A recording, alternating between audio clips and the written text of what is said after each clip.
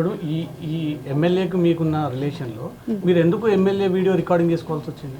మంచిగా రిలేషన్ ఉన్నప్పుడు. మంచిగా లేదండి రిలేషన్. అతను ఒకానొక టైంలో 1 ఇయర్ తర్వాత నాకు తెలిసిన విషయం ఏంటంటే అతను నాతో మాత్రమే కాదు ఇంకొక 6 మంది అమ్మాయిలతో మాట్లాడుతున్నాడు. ఆ 6 మంది అమ్మాయిల్ని కలవడం, కలిసే ప్రాసెస్లో అతను చాలా ప్లేసెస్కి వెళ్ళాడు. అవన్నీ నాకు తెలియడం జరిగింది. అప్పుడే చెప్పాను ఎమ్మెల్యే గారికి, ఇది ఇలాగే వదిలేద్దామండి, మీరు కామ్ అయిపోండి, నేను కామ్ అయిపోతాను, ఇట్స్ నైట్ మేర్ లాగా వదిలేద్దాం అనేసి నేను చెప్పాను. కానీ అతను ఒప్పుకోలేదు. అతని ఎఫర్ట్స్ అతను పెట్టడం జరిగింది. సో నా సేఫ్ సైడ్కి ఇఫ్ పెళ్ళి అన్నాడు, పెళ్ళి చేసుకుంటే వెల్ అండ్ గుడ్ అనుకున్నాను. సో నా సేఫ్ సైడ్కి నేను రేపు మోసం జరిగినా సరే ఏది జరిగినా సరే నాకు చెప్పుకోవడానికి ఉండాలి కాబట్టి నేను రికార్డ్ చేసుకున్నాను.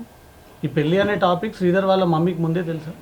తెలుసండి, అందరికీ తెలుసు. ఆమె విల్లింగ్ ముక్కా ఫ్యామిలీకి తెలుసు, అరవా ఫ్యామిలీకి తెలుసు.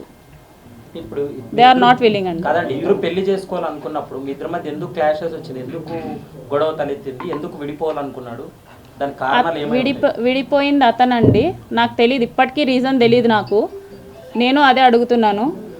ఆల్ ఆఫ్ సడన్గా ఫోన్ స్విచ్ ఆఫ్ చేసేసి మాట్లాడకుండా మానేసింది అతను. దానికి రీజనే నేను అడుగుతున్నాను, అతనే చెప్పాలి. అంటే ఇప్పుడు మీరే చెప్పారు కదా మనం విడిపోదామని చెప్పి అన్నారు కదా, మరి అతనే విడిపోయా అంటే మీకు ప్లస్ పాయింటే కదా అయ్యింది.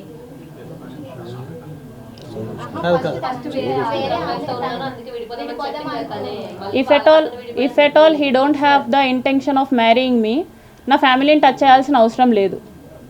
వన్స్ ఈ 6 monthsలో అతను చాలా చేశాడు. నేను 1 year తర్వాత ఆ అమ్మాయిల గురించి తెలిసినప్పుడు నేను విడిపోదాం అనుకున్నప్పుడు నా ఫ్యామిలీని ఇన్వాల్వ్ చేయలేదు అతను. సో నా ఫ్యామిలీ జోలికి కూడా రాలేదు. మా హస్బెండ్తో మాట్లాడడం ఎలాంటివి జరగలేదన్నమాట. సో ఆఫ్టర్ ఈ 6 monthsలో మా బ్రదర్తో మాట్లాడడం, మా హస్బెండ్తో మాట్లాడడం, మా హస్బెండ్ వాళ్ళ అక్కతో మాట్లాడడం, ఇవన్నీ చేశాడు. So if at all he don't have any intention of marrying me,